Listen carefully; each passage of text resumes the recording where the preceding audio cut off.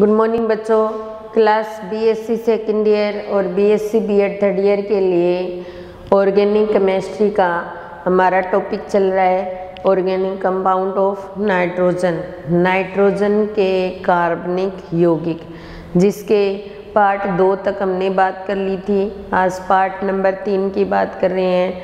हमने टोटल 6 प्रकार के नाइट्रोजन के ऑर्गेनिक कंपाउंड की बात की, जिसमें से हमने पहला शुरू किया था नाइट्रो एल्केन, जिसके बनाने की विधियाँ हो गई थी, कुछ रासायनिक अभिक्रिया हो गई थी और कुछ अभी हम करेंगे, थोड़ा सा ही पार्ट बाकी है। फिर दूसरे नाइट्रोजन कंपाउंड की हम बात करेंगे, उसकी शुरुआत करेंगे। देखिए हमारे पास नाइट्रो एल्केन रासायनिक अभिक्रिया, हमने 3 इसकी रासायनिक अभिक्रिया कर ली थी। अम्लीय प्रवृत्ति, दूसरी थी हमारी अपचयन और तीसरी नाइट्रस एसिड के साथ रिएक्शन। उसके बाद में 4 नंबर आती है हमारी जल अपघटन।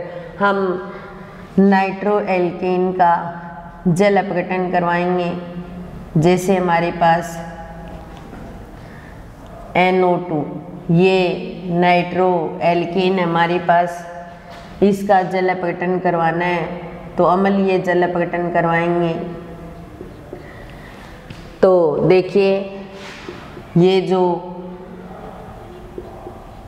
हाइड्रोकार्बन है वो तो किस में चेंज हो जाएगा, कार्बोक्सिलिक अम्ल में, कार्बोक्सिलिक अम्ल में बदल जाएगा।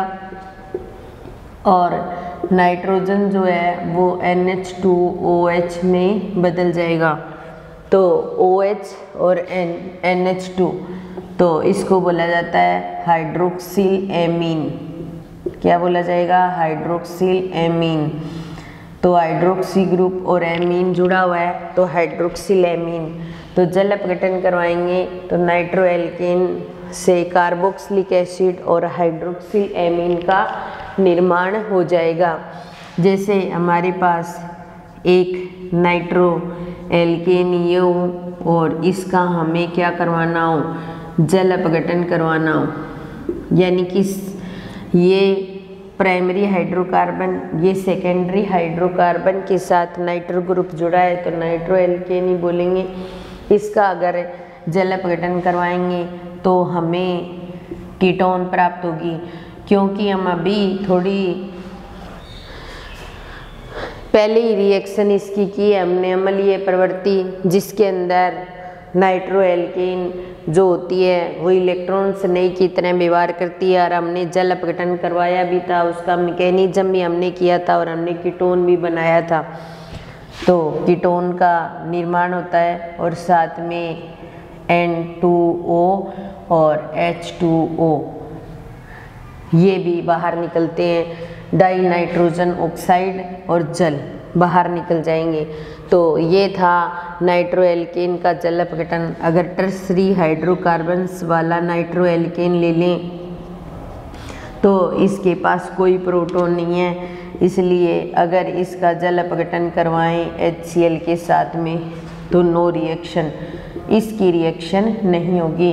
जैसे नाइट्रस एसिड के साथ भी रिएक्शन नहीं करता, उसी प्रकार ये जल के साथ भी रिएक्शन नहीं करेगा। ये था नाइट्रो एल्केन का जल अपघटन।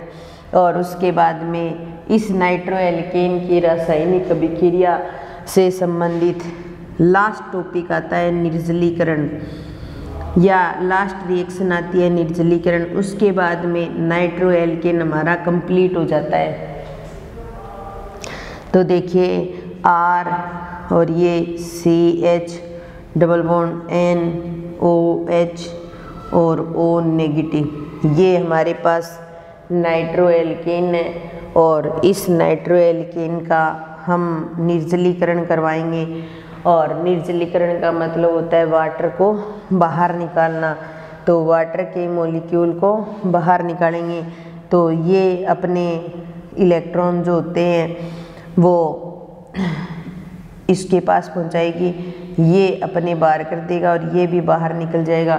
तो वाटर के मॉलिक्यूल के रूप में बाहर निकल जाएगा। तो R के साथ C बचेगा और ये इलेक्ट्रॉन मान लो यहाँ ट्रांसफ़र कर दूँ मैं, तो यहाँ ट्रिपल बॉन्ड आ जाएगा N और O नेगेटिव, और ये एक क्या होता है, विस्फोटक उत्पाद होता है।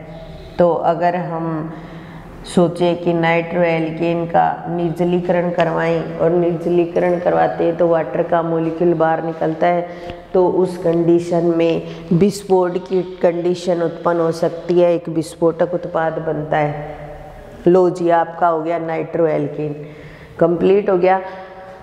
ऑर्गेनिक नाइट्रोजन के ऑर्गेनिक कंपाउंड में हमारा पहला कंपाउंड नाइट्रो एल्केन कंप्लीट हो गया। ठीक है, नाइट्रो एल्केन हमारा कंप्लीट हो गया। उसके बाद में हमने स्टार्टिंग में टोटल 6 प्रकार के कंपाउंड लिखे थे, उसमें 2 नंबर पर लिखा था हमने नाइट्रो एरीन। तो नाइट्रो एल्केन हमारा कंप्लीट हो गया। अब हम कौन से टॉपिक की शुरुआत करेंगे, नाइट्रो एरीन की करेंगे।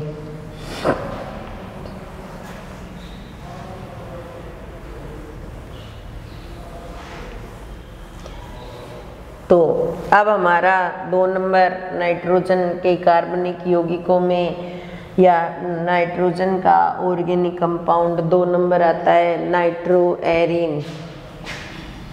2 नंबर कंपाउंड आता है नाइट्रो एरीन।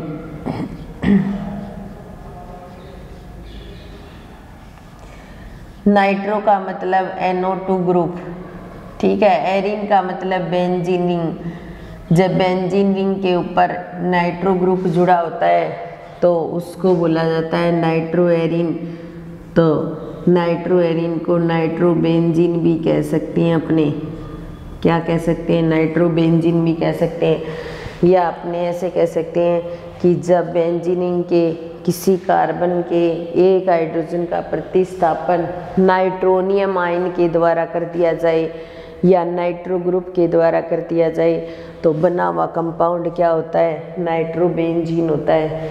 क्या होता है भाई, नाइट्रो बेंजीन या नाइट्रो एरीन होता है। ठीक है, मान लो हमारे पास ये CH3 और यहाँ पर NO2 जुड़ा हुआ है, तो बेंजीन रिंग के ऊपर एल्किल ग्रुप भी जुड़ा हुआ है और नाइट्रो ग्रुप भी जुड़ा हुआ है, तो ये नाइट्रो एरीन ही होती है। और ऑर्थो कंडीशन पर जुड़ी हुई है तो ऑर्थो नाइट्रो टोलुइन कह सकते हैं इसको, क्योंकि बेंजीनिंग पर जब CH3 जुड़ी होती है तो उसको क्या बोला जाता है, टोल्यूइन बोला जाता है। और टोल्यूइन को आपने पढ़ा था फर्स्ट ईयर में, जो BSc सेकेंड ईयर के बच्चे उन्होंने फर्स्ट ईयर में टोल्यूइन को एरीन एरोमेटिसिटी वाले चैप्टर में पूरा अच्छे तरीके से पढ़ा था। और जो BSc B.Ed थर्ड ईयर के बच्चे हैं उन्होंने सेकेंड ईयर में, और जो BSc सेकेंड ईयर के बच्चे हैं उन्होंने फर्स्ट ईयर में, तो दोनों क्लासों का पढ़ा हुआ है, तो कोई दिक्कत नहीं आनी चाहिए। तो ये था नाइट्रो एरीन की सामान्य डेफिनेशन और उसके एग्जाम्पल। अब हम हिसाब से नाइट्रो एरीन की डेफिनेशन कर ली, अब हम उसके बनाने की विधि की बात करते हैं। तो नाइट्रो एरीन बनाने की विधि, बनाने की विधियाँ,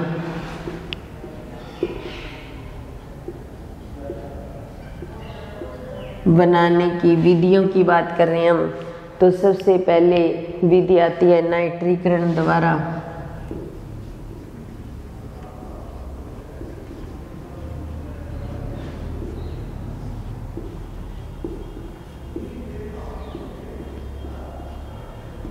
नाइट्रीकरण द्वारा तो बेंजीनिंग का क्या करवाएंगे, नाइट्रीकरण करवाएंगे। हमारे पास नाइट्रीकरण जब भी करवाते हैं हम तो नाइट्रिक कारक मिक्सचर काम में लेते हैं, और नाइट्रिक कारक मिक्सचर होता है HNO3 और H2SO4। तो HNO3 और H2SO4 इन दोनों को क्या बोला जाता है, नाइट्रिक कारक मिक्सचर बोला जाता है। इनको क्या बोला जाता है, नाइट्रिक कारक मिक्सचर। और इस नाइट्रिक कारक मिक्सचर को लेकर के अपने क्या करवा सकते हैं, नाइट्रीकरण करवा सकते हैं। किसका, बेंजीनिंग का।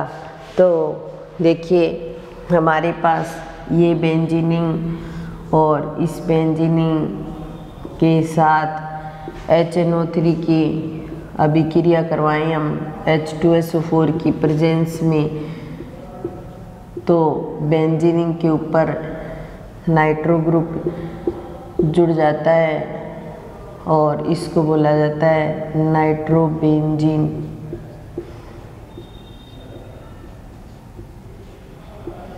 क्या बोला जाता है? नाइट्रोबेंजीन।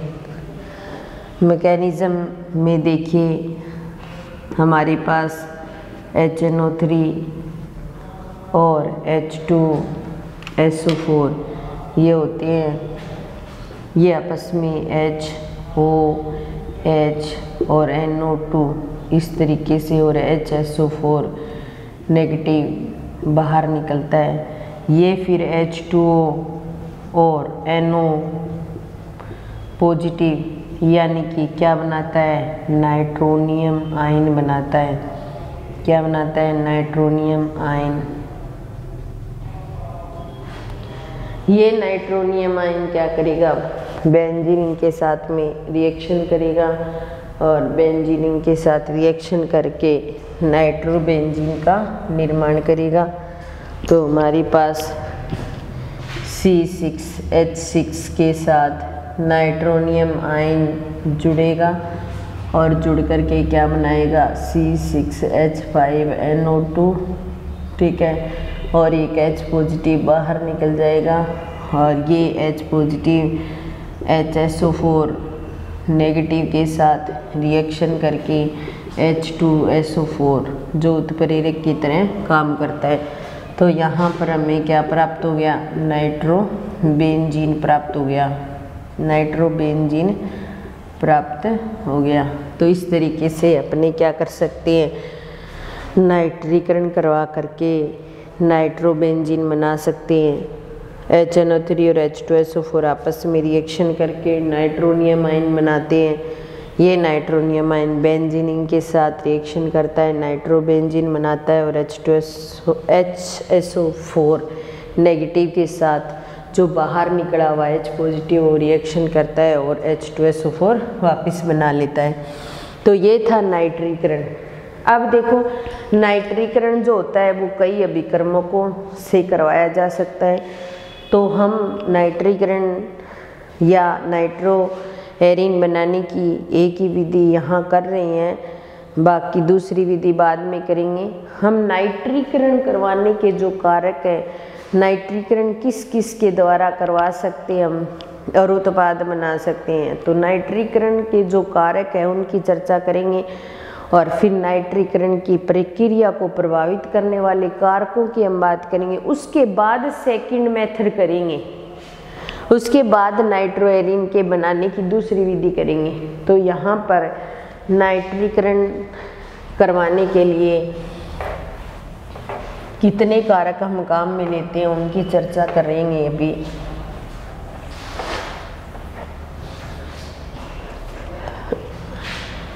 तो देखिए नाइट्रीकरण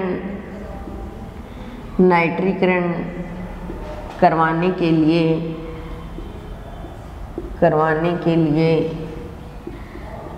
कई कारक काम में लिए जा सकते हैं, कई कारक काम में आते हैं।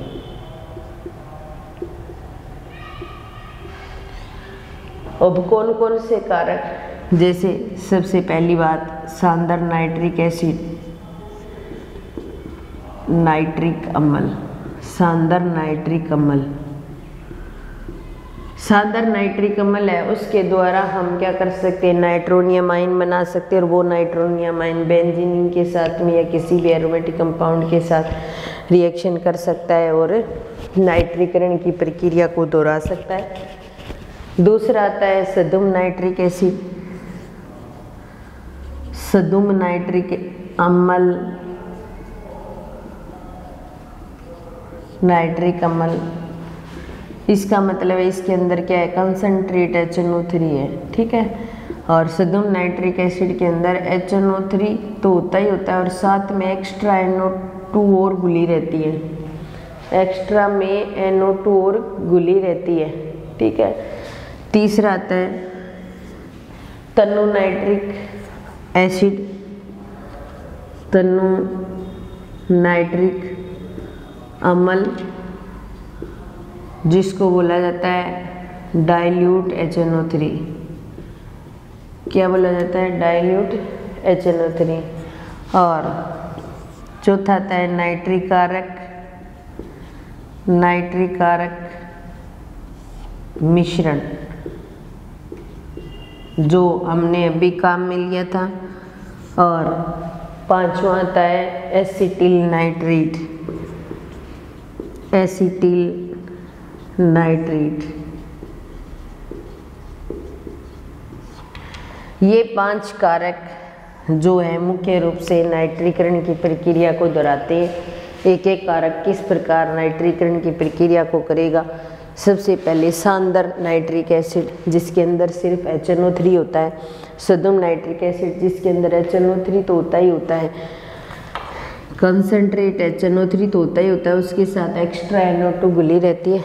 तनु नाइट्रिक अम्ल, जिसके अंदर नाइट्रोनियम आयन नाम बना करके नाइट्रोसोनियम आयन बनता है। नाइट्रिक कारक मिक्सचर, जिसमें नाइट्रोनियम आयन बनता है। और एसिटिल नाइट्रेट, ये भी क्या करता है? रिएक्शन करके नाइट्रीकरण की प्रक्रिया को कर सकता है।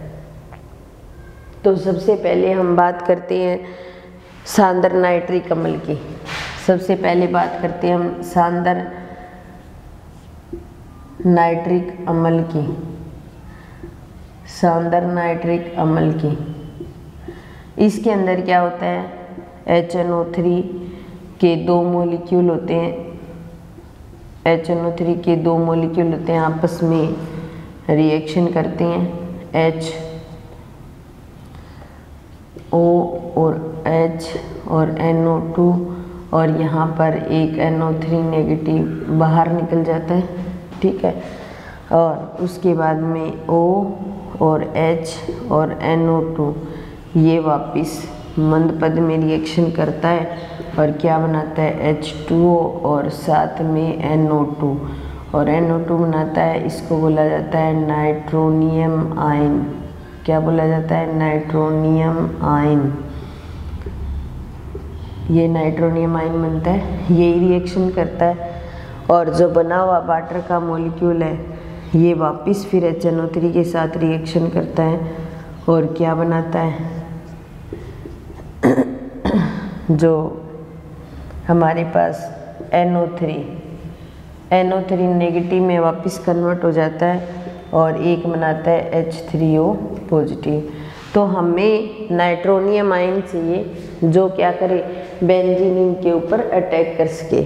तो इस प्रकार सांद्र नाइट्रिक एसिड में दोनों ही मॉलिक्यूल HNO3 के होते हैं और आपस में रिएक्शन करके क्या करते हैं? नाइट्रोनियम आयन बनाते हैं। और ये नाइट्रोनियम आयन बेंजीन के ऊपर जाता है और वहाँ के हाइड्रोजन का प्रतिस्थापन कर देता है और खुद उसके साथ में जुड़ जाता है। तो नाइट्रो एरीन का निर्माण होता है। पहली विधि जो होती है उसके अंदर कौन कौन से कारक हम काम में ले सकते हैं उनकी बात हम कर रहे हैं। और सांद्र नाइट्रिक एसिड की बात हो गई हमारी। उसके बाद में दूसरा आता है सदुम नाइट्रिक एसिड। दूसरा आता है सदुम नाइट्रिक अम्ल, जिसके नाम से स्पष्ट हो रहा है, हमने बोला भी था कि इसके अंदर कंसंट्रेट HNO3 होती है और एक्स्ट्रा NO2 घुली रहती है, ठीक है। एक्स्ट्रा NO2 घुली रहती है। सदुम का मतलब होता है फ्यूमिंग। जो इंग्लिश मीडियम के बच्चे हैं उनके लिए फ्यूमिंग नाइट्रिक एसिड होता है। इसके अंदर HNO3 तो होता ही होता है और साथ में एक्स्ट्रा NO2 घुली रहती है।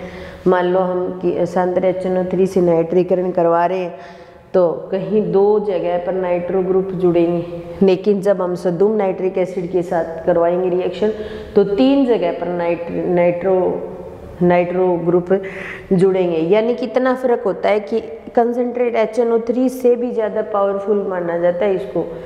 यानी कि अगर HNO3 के साथ करवा रहे हैं तो कोई 2 जगह पर नाइट्रो ग्रुप जुड़ रहे हैं मान लो, तो ये क्या करेगा? 3 जगह पर जोड़ेगा। क्यों? क्योंकि इसमें एक्स्ट्रा NO2 घुली रहती है, इसलिए इसको क्या बोला जाए, फ्यूमिंग नाइट्रिक एसिड बोला जाता है। और फिर उसके बाद में तीसरा आता है तनु नाइट्रिक अम्ल। तनु नाइट्रिक अम्ल होता है, ये कैसा होता है, डाइल्यूट कंडीशन का HNO3 होता है। तो इसके अंदर क्या होता है, एक तो हमारे पास OHN डबल बॉन्ड O और एक होता है HNO3, ये आपस में रिएक्शन करते हैं। तो यहाँ N double bond O nitrosonium ion बनाएंगे, एक H2O और एक NO3 बाहर निकल जाएगी। ये नाइट्रोसोनियम आयन बनाता है, और नाइट्रोसोनियम आयन बनाता है। मान लो हमारे पास कोई बेंजीन का कोई कंपाउंड हो, जैसे फिनोल हो, और इसके साथ में हम NO पॉजिटिव की रिएक्शन करवाएं, जिसको बोला जाता है नाइट्रोसोनियम आयन, क्योंकि ये क्या करेगा, नाइट्रोसोनियम आयन बनाएगा। और ये नाइट्रोसोनियम आयन क्या करेगा, रिएक्शन करेगा, तो फिनोल की जो रिंग होगी उसके साथ H और NO एक वीलैंड मध्यवर्ती बनाएगा पहले तो, और फिर अंत में क्या करेगा, रिएक्शन करेगा, और रिएक्शन करके क्या बना देगा, NO, यानी कि नाइट्रोसोफिनोल बना देगा। क्या बना देगा, नाइट्रोसोफिनोल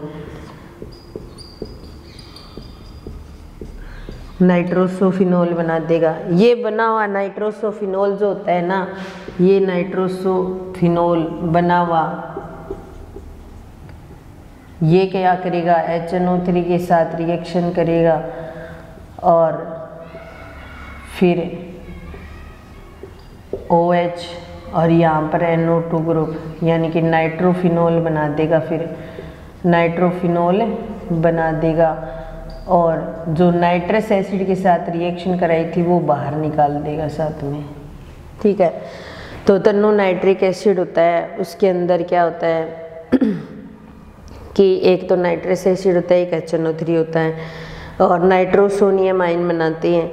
ये नाइट्रोसोनियम आयन किसी एरोमेटिक कंपाउंड के साथ ऊपर अटैक करते हैं, तो नाइट्रोसोफिनोल बनता है, फिनोल के ऊपर अटैक करते हैं, और ये फिनोल वापस HNO3 के साथ रिएक्शन करके नाइट्रोफिनोल बना लेगा, और जो यहाँ पर नाइट्रस एसिड ने रिएक्शन की वो वापस बाहर निकाल देगा। तो इसके साथ ही हमारी तनु नाइट्रिक अम्ल तक की बात हो गई, बाकी नेक्स्ट क्लास में करेंगे। धन्यवाद।